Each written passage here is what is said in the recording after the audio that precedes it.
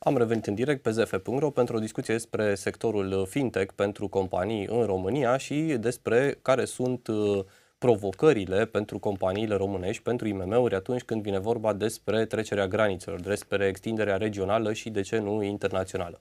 Stăm astfel de vorbă cu Johan GABRIELS, care este iBanFirst Regional Director pentru Europa de Sud-Est. Hello and welcome. Thank you. Thanks for having me, Johan. So the first topic we approach today is this fintech sector for companies in Romania.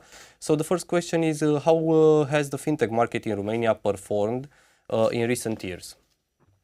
Well, it has been growing exponentially. I personally remember, of course, when we launched the first fintech, MoneyCorp, in mid-2016. Followed by eBay in 2018, and over the last 2 years, iBanFirst, and all those three companies are focusing on the SME market. Together with that, we have had, of course, Revolut to launch itself in 2018. So I can now say today that altogether they are a major force in the financial systems in Romania. I think we have definitely passed the early adopters phase. Our estimations are that now about 50% of the SMEs are working with at least one fintech company. Mm-hmm. Okay, what do you look at when forecasting the trajectory of the fintech market? Well, the first thing when we launched the product or a company is actually, what problem can we solve for the SMEs? I think a lot of the fintech companies, and for me, fintech is just another word as disrupting the traditional financial services, are grown out of frustration. So the important thing is that we solve a existing problem for the SMEs. And then the second thing, of course, we look at adoption rate. We know that Romania has early adopters, so they're open for innovation, which is higher than, for instance, in other countries, even in some neighboring countries. So that's important. We look at the economic environment, growth forecast, the regulatory environment, which is important. I mean, we are a licensed company, so the regulator is important, and we have seen a good trend there also that the regulators have become much more open for innovation. So together with, of course, the technology revolution. So it's about solving problems. It's about the economic environment and the regulatory environment we're looking at. What are the future prospects for fintech market in Romania? How do you see it in, I don't know, maybe 5 years or something? This will continue to be a very exciting market. I mean, everybody knows about artificial intelligence, machine learning. That will definitely further help the fintech business. There's also the growth of crypto and blockchain. Early stages, but it has the potential to kind of completely revolutionize the way that we store or we transfer value. So also for the SMEs, which are traditionally underserved, all these things together with the products that we have today and the future prospects, which makes it a very interesting sector to look at, to work in. Your business also assists companies to cross borders to enter other markets, regional markets or maybe international markets.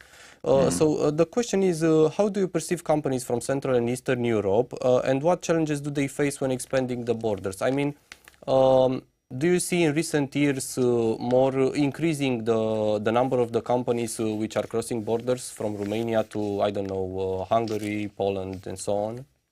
Yes, I mean, you might know that first time I worked in Romania was in the banking sector with ABN AMRO RBS. I was the CEO there starting 2009. And when I look at that moment, we had primarily Western European companies coming to Romania, primarily for cheap labor. And it was also a surprise to me that Romanian companies not necessarily immediately invested in their neighboring countries. There was very few companies that were crossing the borders there. I mean, which is completely different than the country I'm from. I'm Belgian. If I would have a company in Belgium, I would first try in France or in Germany or in the Netherlands. That didn't happen. Now I have seen a complete trend over the last year. I think we have much more competent Romanian entrepreneurs. The business knowledge is there. And I've seen a exponential growth of kind of Romanian companies making their first step and investing in Hungary, Poland, Bulgaria. And it's a trend that we actually are definitely forecasting and supporting. You know that together with Financiar, we have the business summit, which is focusing on Romania, Hungary, and Bulgaria, and where we bring together key CFOs, CEOs, and founders to actually give them their learnings to future entrepreneurs who want to expand internationally. So, do you see more Eastern European companies that are expanding regionally successfully? Yes, I mean, definitely. And I think I recommend them to do that. I mean, first of all, try close to in Hungary, in Bulgaria, in Poland, because it's closer to home. I mean, get the learnings there, because it's not always easy. I mean, there are definitely challenges, but I think the learnings, the logistic, the fact that it's closer to home makes it easier to learn before you then want to expand in Western Europe or even America or Asia. So yes, but I've seen definitely a growing trend, not only for IT and e-commerce, which kind of all the traditional companies, but also manufacturing and services. In your experience, what are the, let's say, 3 reasons for failure in expanding internationally for companies, SMEs? Yeah, well, first of all, do your homework. I mean, do your research. Don't go too fast. Try to find local people. I mean, it's very key that you find the right people, because there's cultural differences. You need to have people understand the market. So for me, it's all about research, people, and understanding the local market, which is the competitive, but sometimes also the need of the consumer, which might be slightly different than in your home market. Again, I mean, we are with those SMEs. We are doing the same with iBanFirst. Yeah, we're growing internationally, we're opening new markets. We have done the same mistakes in a way, so we are happy to learn to support those companies, because it's all also about building relationships.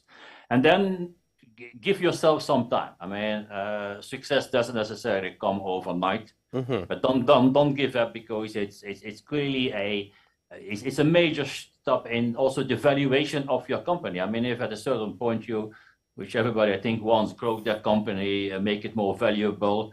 The venture capitalists, the private equity companies. I mean, if you're able to show the scalability, the success in another market, I mean, you will definitely increase your value. What is the success rate of the businesses that expand regionally?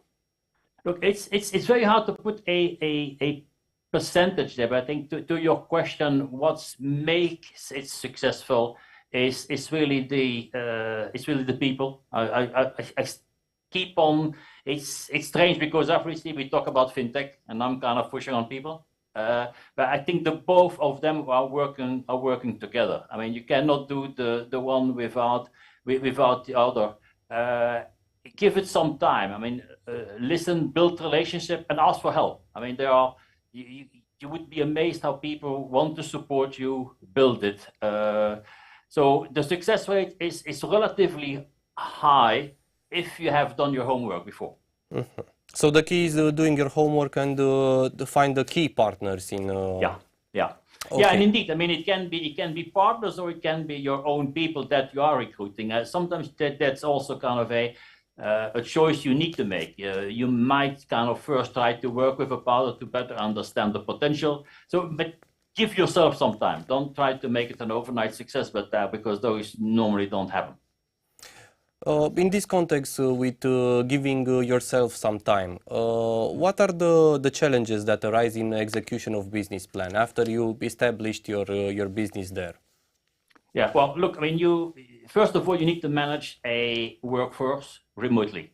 So it will involve travel. It will involve another way than having the people in your own office. There are cultural differences. I mean, let's not hide it. Once you cross the border with Hungary, Bulgaria, Poland, I mean, it's a different language. I mean, it's a different culture. So that is also very important. The navigating, understand the local market is critical, and therefore you also need to have people in those local market not afraid to challenge you, to give you real advice. The rest is then managing the supply chain, especially when you're doing when it's more manufacturing. And then last but not least, but again there we can help, is about managing your finances. I mean, you're dealing most of the time with different currencies.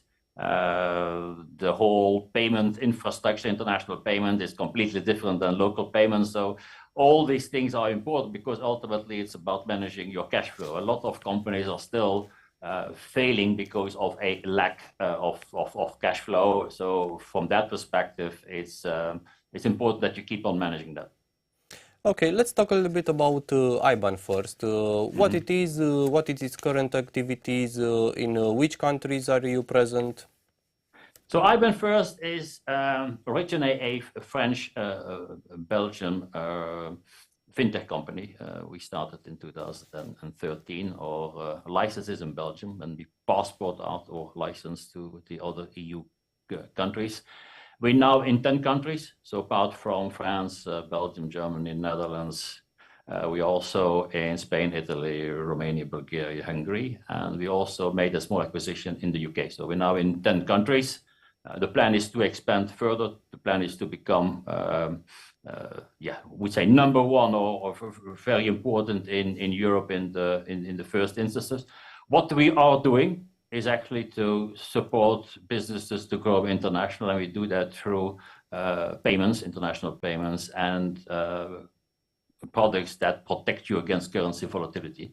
Because it's not only the payment itself, it's also when you're dealing with other currencies that you can quickly lose your margin. So we have the right products, we have the right people to support you in protecting those volatilities. Can you please detail a little bit here how important is for a company to protect itself from this volatility, from this exchange volatility, especially for an SME maybe? Yeah, well, it's again, I remember the times like 7-8 years ago when we started to explain that there was a lot of guidance and training. People were converting what we would call at spot rate, but in the meantime, the rates have changed. So it could kind of make a difference between losing money or gaining money on your product. So it is critical that people understand that. It's also critical that people understand and choose their risk appetite. Yeah. If you are in a company where your margins are extremely low, very challenging, be it retail or steel, where we talk about a couple of percentages, that risk appetite is much lower than when you are, I would say, more in a pharmaceutical company where you have high margins. So it's really important that we understand the company so that we properly can advise how to protect you in line with your risk appetite. But yes, if you read the press, be it in any countries, I mean, there are CFOs being laid off, there are companies becoming in great problems simply because they did not hedge, simply because they did not protect them against currency volatility. So it is critical. You, as iBanFirst, can you say how you concrete help companies in protecting themselves from this volatility? Or yes, so one of our major tasks, and that's why we actually open offices locally with the best people in the market, speaking the local language and visiting our clients. So the first thing actually what we do, which sounds a little bit strange, is actually to listen.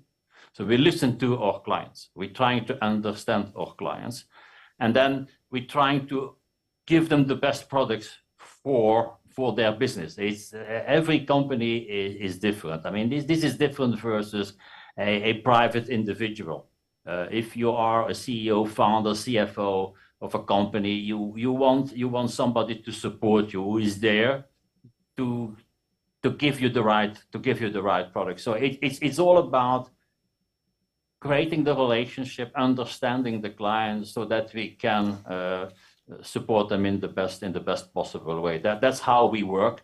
And obviously, we have a great platform. We have great capabilities. I mean, we are a technology company. We do it cheaper. We do it faster. All those things are there, but then every client is still unique. We first try to understand him. Okay, going back to the fintech sector in Romania, I wanted to ask for the SMEs. How is the fintech sector performing at this moment, and which are the prospects for the future? Okay, I mean, we moved, like I said in the beginning, from early adopters to the what I would call the early majority. So again, we're about 50% of the SME markets are now working with fintechs, and we still see that growth. With iBanFirst, we still protecting to double our revenues or clients 3-4 years in a row. I mean, that's the kind of growth rates that we are hoping for. We also create a momentum. I think people need to realize that the fact of having those disruptors in the market, the ones that I mentioned before, has substantially reduced the cost of international payments and FX transactions. I mean, all calculations are saying that now on an annual basis, the total cost of spreads of converting one currency into another is about 1 billion euros. So actually SMEs in total, the total in Romania, are probably saving about 1 billion now every year since the creation of the fintechs, because it's not only the fintechs, but then also the banks will have to adopt. Everybody needs to kind of much more transparent and challenging and reducing the spread. So we see a continued increase in this market. This is not just a newcomer that might disappear. I mean, fintechs are there to stay. Disruptors are there to stay, and they will maybe come under different name of SaaS and banking as a service and others, but this is a moving trend. I mean, I talked about artificial intelligence. I mean, there's also open banking. There is blockchain. This trend is there to stay for the foreseeable future. So, do you see 1 billion euros in economies for SMEs with using the fintechs? But yes, because it's actually what collectively the SME market have saved. So if I compare the average spread today of an FX transaction compared to 6-7 years ago, then calculating in on today's volumes, I'm getting to about 1 billion euros. Mm-hmm. Okay. Thank you very much. We hope to see you soon at our another interview or a conference, or in the pages of the Ziarul Financiar. Always great to be there, and thanks for the invitation. Thank you. Doamnelor și domnilor, aceasta a fost ediția de astăzi AZF Live. Am încheiat, iată, cu partea a doua o discuție despre domeniul fintech din România, dar și care sunt provocările pentru companiile, în special pentru întreprinderile mici și mijlocii, atunci când vine vorba despre trecerea granițelor, despre extinderea regională sau chiar internațională. A fost în această a doua parte Johan GABRIELS, este iBanFirst Regional Director pentru Europa de Sud-Est. iBanFirst este un fintech care ajută companiile să aibă un curs mai bun de schimb. Încheiem astfel ediția de astăzi. Eu sunt Răzvan Botea și până data viitoare toate cele bune.